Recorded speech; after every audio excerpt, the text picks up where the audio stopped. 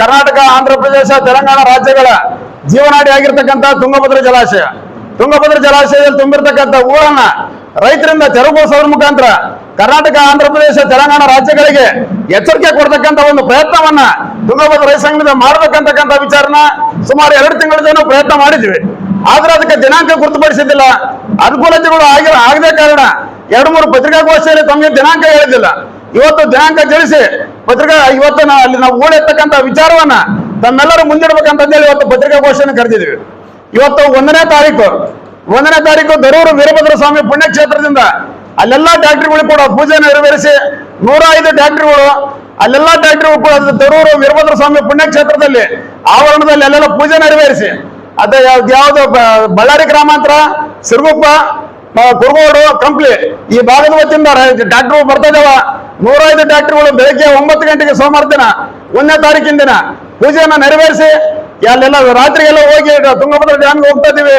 ಅಲ್ಲೇನು ರಾತ್ರಿ ಡ್ಯಾಮ್ಗಳಲ್ಲಿ ಉಳ್ಕೊಂಡು ಬೆಳಗ್ಗೆ 10 ಎಲ್ಲ ಸುಮಾರು ಒಂದು 25 ಜನ ಸ್ವಾಮೀಜಿಗಳ ಮುಖಾಂತರ ವೇದಿಕೆ ಕಾರ್ಯಕ್ರಮ ಇರ್ತದೆ. ಅವರು ಸ್ವಾಮೀಜಿಗಳನ್ನ ಯಾಕೆ ಕರೆಸಿದೀವಿ ಅಂತಂದ್ರೆ ಮುಂದಿನ ದಿನಗಳಲ್ಲಿ ಅದೇ ಸ್ವಾಮೀಜಿಗಳನ್ನ ಮಂತ್ರಾಲಯ ಸ್ವಾಮೀಜಿಗಳು ಆಗ ಅವ್ರು ಕೂಡ ಬೆಂಗಳೂರಿಗೆ ಬರ್ತು ಅಂತ ಹೇಳ್ಯಾರ. ಬೆಂಗಳೂರಲ್ಲೇ ಒಂದು ಉತ್ತಮವಾಗಿರ್ತಕ್ಕಂಥ ಒಂದು ಕಾರ್ಯಕ್ರಮನ ನೆರವೇರಿಸಿ ಸ್ವಾಮೀಜಿಗಳ ಅಧ್ಯಕ್ಷತೆಯಲ್ಲಿ ಮುಖ್ಯಮಂತ್ರಿಗಳನ್ನ ಹಾಲಿ ಮಾಜಿ ಎಲ್ಲ ಮುಖ್ಯಮಂತ್ರಿಗಳು ಕೂಡ ಸಭೆಗೆ ಕರೆದು ತುಂಗಭದ್ರಾ ಜಲಾಶಯದ ತಜ್ಞರನ್ನ ಕರೆದು ಬೆಂಗಳೂರಲ್ಲಿ ವಿಶೇಷ ಸಭೆ ಮಾಡಲೇಬೇಕು. ಅದಕ್ಕೆ ಮಾನ್ಯ ಮಂತ್ರಾಲಯದ ಮಹಾಸ್ವಾಮೀಜಿಗಳು ಹೇಳ್ಯಾರ, ನೀವು ನಮ್ಮ ಮಠ ಐತೆ ಮಂತ್ರಾಲಯದಲ್ಲಿ ಆ ಸಭೆ ಮಾಡೋಣ್ರಿ, ಸರ್ಕಾರ ಗಮನ ತರ್ತಕ್ಕಂಥ ಪ್ರಯತ್ನ ಮಾಡೋಣ ಅಂತಕ್ಕಂಥ ಮಂತ್ರಾಲಯ ಮಹಾಸ್ವಾಮಿಗಳು ಭರವಸೆ ಕೊಟ್ಟಾರ. ಹಂಗಾಗಿ ಆ ಎಲ್ಲಾ ಸ್ವಾಮೀಜಿಗಳನ್ನ ಒಂದು ಪ್ರಾರಂಭಿಕವಾಗಿ ನಾಳೆ ಮಂಗಳವಾರ ದಿನ ಅಂದ್ರೆ ಈ 2ನೇ ತಾರೀಕು 2/6/26 ಬೆಳಗ್ಗೆ 10 ಎಲ್ಲಾ ಸ್ವಾಮೀಜಿಗಳು ಇನ್ವೈಟ್ ಮಾಡಿದ್ದೀವಿ, ಭಿನ್ನ ಮಾಡಿದ್ದೀವಿ.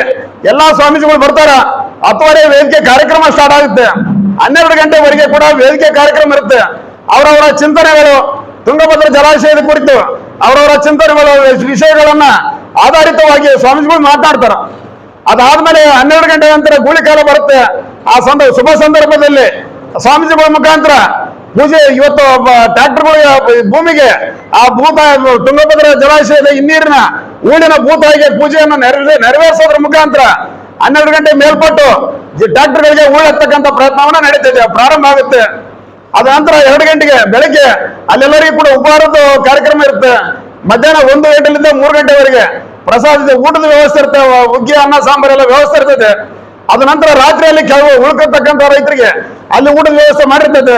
ಬೆಳಗ್ಗೆ ಇನ್ನೊಂದು ಏನಂದ್ರೆ ನಮಗೆ ಬಂದಿರತಕ್ಕಂಥ ಟ್ಯಾಕ್ಟರ್ಗಳು ನಾವೇನೋ ವಿಷಯ ಹೇಳಿರ್ತೇವೆ ಆ ಟ್ಯಾಕ್ಟರ್ಗಳು ಎಲ್ಲರಿಗೂ ಕೂಡ ಅವ್ರಿಗೆ ವ್ಯವಸ್ಥೆ ಮಾಡಿರ್ತೇವೆ.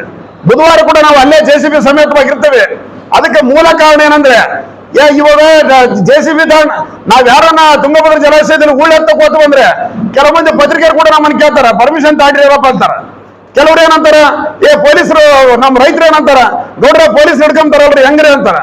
ಹಂಗಾಗಿ ನಿನ್ನೆ ವಿಜಯನಗರ ಜಿಲ್ಲೆಯಲ್ಲಿ SP ಅವರಿಗೆ DC ಅವರಿಗೆ ಹೋಗಿದ್ವಿ. ಅವ್ರು ಇದ್ದಿಲ್ಲ, ಬೆಂಗಳೂರಿಗೆ ಹೋಗಿದ್ರು. ಅವ್ರ ಆಫೀಸ್ನಲ್ಲಿ ಮನವಿ ಪತ್ರವನ್ನು ಕೊಟ್ಟಿವಿ. ಚಿತ್ತವಾಡಿಗೆ ಪೊಲೀಸ್ ಸ್ಟೇಷನ್ ಅಲ್ಲಿ ಮನವಿ ಪತ್ರ ಕೊಟ್ಟಿವಿ. ಟೌನ್ ನಲ್ಲಿ ಮನವಿ ಪತ್ರ ಕೊಟ್ಟಿವಿ. ಅವ್ರು ಒಂದೇ ಮಾತು ಹೇಳಿ ನಿನ್ನೆ ಪತ್ರಿಕಾಗೋಷ್ಠಿಯಲ್ಲಿ, ಯಾರೇ ಆದ್ರೂ ಆಕಸ್ಮಿಕವಾಗಿ ರೈತರದ್ದು ಒಂದು ಟ್ಯಾಕ್ಟರ್ ಮುಟ್ಟಿದ್ರೆ ನಮ್ಮ 105 ಟ್ಯಾಕ್ಟರ್ಗಳು ಅದೇ ಸ್ಟೇಷನ್ ಆಗ್ತದೆ. ಸಿಎಂ ಬಂದು ಬಿಡಿಸಿ ಹೊಡ್ಬೇಕಾಗ್ತದೆ. ಮತ್ತೆ ಯಾಕಂದ್ರೆ ಇದು ಏನಾಗ್ತೈತೆ, ತುಂಗಭದ್ರಾ ಜಲಾಶಯದಲ್ಲಿ ಹೂಳೆಚ್ಚ ಕಾರಣ ಪೊಲೀಸ್ ಇಲಾಖೆ.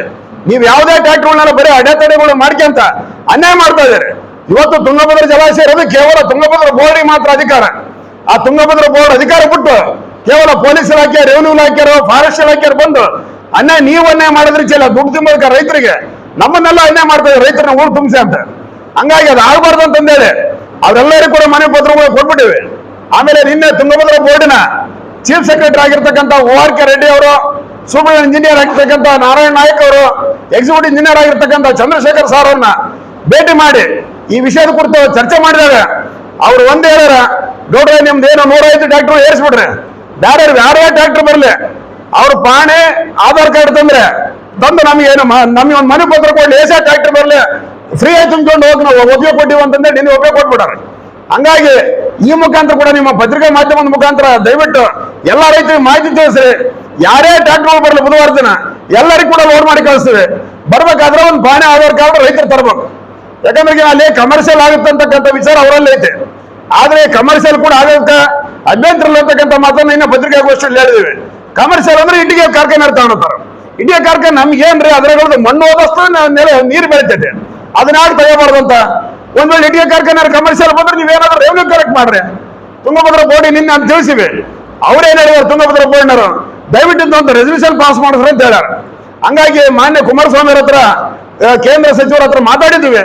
ಅದರದ್ದು ಮುಂದಿನ 6 ತಿಂಗಳ ಒಳಗಾಗಿ Tungabhadra board central water commission board Delhi, ಅಲ್ಲಿ ಉತ್ತರ ಕರ್ನಾಟಕ ದಕ್ಷಿಣ ಕರ್ನಾಟಕ ಒಬ್ಬೊಬ್ಬರು ಅಧ್ಯಕ್ಷರು ಇರ್ತಾರೆ. ನಮ್ಮ ದಕ್ಷಿಣ ಕರ್ನಾಟಕ ಅಧ್ಯಕ್ಷನ ಭೇಟಿ ಮಾಡಿ ತುಂಗಭದ್ರಾ ಬೋರ್ಡ್ ವಿಷಯವನ್ನು ಅವ್ರ ಗಮನಕ್ಕೆ ತಂದು, ಇಲ್ಲ ಅಲ್ಲಿ ಏನಾಯ್ತಿಲ್ಲ ರೆವೆನ್ಯೂ ಕಲೆಕ್ಟ್ ಮಾಡೋದ್ರ ಮುಖಾಂತರ ರಸ್ತೆಗಳು ಹಾಕೊಟ್ಟು ತುಂಗಭದ್ರಾ ಜಲಾಶಯ ಹೂಳೆತ್ತಕ್ಕಂಥ ಪ್ರಯತ್ನಕ್ಕೆ ಅವರೆಲ್ಲರೂ ಕೂಡ ಅನುಮತಿಗಳನ್ನು ಪಡ್ತಕ್ಕಂಥ ಪ್ರಯತ್ನ 6 ತಿಂಗಳಲ್ಲಿ ಮಾಡೇ ಮಾಡ್ತೀವಿ. ಅದರೊಂದಿಗೆ ಯಾಕಂದ್ರೆ ಇವತ್ತು ಪತ್ರಿಕಾಗೋಷ್ಠಿ ನಿನ್ನೆ ಮಾಡಿರಲ್ರಿ ದಾವಣಗೆರೆ ವಿಜಯನಗರದಾಗ ಮತ್ತೆ ಹಾಕಿಲ್ಲ ಅಂತ ಅನ್ಬೋದು.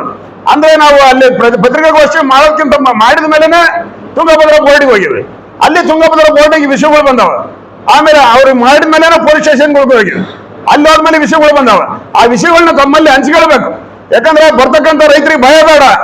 ಪೊಲೀಸ್ ಇಲಾಖೆ ಯಾವುದೇ ತೊಂದರೆ ಕೊಡಕ್ಕಲ್ಲ, ರೆವೆನ್ಯೂ ಇಲಾಖೆ ಯಾವುದೇ ತೊಂದರೆ ಕೊಡಕ್ಕಲ್ಲ, ಫಾರೆಸ್ಟ್ ಇಲಾಖೆಯಿಂದ ಯಾವುದೇ ತೊಂದರೆ ಇಲ್ಲ. ಅದು ಕೇವಲ ತುಂಗಭದ್ರಾ ಜಲಾಶಯ ಒಳಪಟ್ಟಿರ್ತಕ್ಕಂಥದ್ದು ತುಂಗಭದ್ರಾ ಮಂಡಳಿ ಬೋರ್ಡಿಗೆ ಮಾತ್ರ. ಅದು ಮಾತ್ರ ಅವ್ರಿಗೆ ಅಧಿಕಾರ ಐತಿ, ಯಾರಿಗಿಲ್ಲ. ಅಲ್ಲಿ ಅವರೇ ಕಂಪ್ಲೀಟ್ ಆಗಿ ಎಲ್ಲರೂ ಹೇಳ್ಯಾರ. ನೀವ್ ಯಾವುದೇ ಕಾರಣಕ್ಕೂ ವಿಷಯ ಬೇಡ ಕೊಡ್ರಿ, ನೀವೇನಂತ ಪಾಣಿ ತಗೊಂಬರ್ರಿ, ಆಧಾರ್ ಕಾರ್ಡ್ ಕೊಡ್ರಿ. ಯಾವುದೇ ರೈತ ಯಾವ ಸಂದರ್ಭದಲ್ಲಿ ಆಗ್ಲಿ ಅವರೊಂದು 10 ಜನ ಮೇಲ್ಪಟ್ಟು ರೈತರು ತಮ್ಮೂರಿಗೆ ನಮಗಿಂತ ತಾಂಡ್ ಹೋಗ್ತೀವಿ, ಇಷ್ಟು ಟ್ರಿಪ್ ಬೇಕಂತಂದೇಳಿ ಒಂದು ಮನವಿ ಪತ್ರ ಕೊಟ್ಟು ಅವ್ರ ಪಾಣಿ ಆಧಾರ್ ಕಾರ್ಡ್ ಕೊಟ್ರೆ ಎನಿ ಟೈಮ್ ಫ್ರೀ ಕೊಡಕ್ಕೆ ಅವರು ತುಂಗಭದ್ರಾ ಬೋರ್ಡ್ ಸಿದ್ಧ ಐತೆ ಅಂತಕ್ಕಂಥ ಮಾತನ್ನ ಓರ್ ಕೆ ರೆಡ್ಡಿ ಸಾರು, ನಾರಾಯಣ ನಾಯಕ್ ಸರ್ ನಿನ್ನೆ ಒಪ್ಪಿಗೆ ಕೊಟ್ಬಿಟ್ಟಾರೆ. ಈಗ ಈ ಒಂದು ಕಾರ್ಯಕ್ಕೆ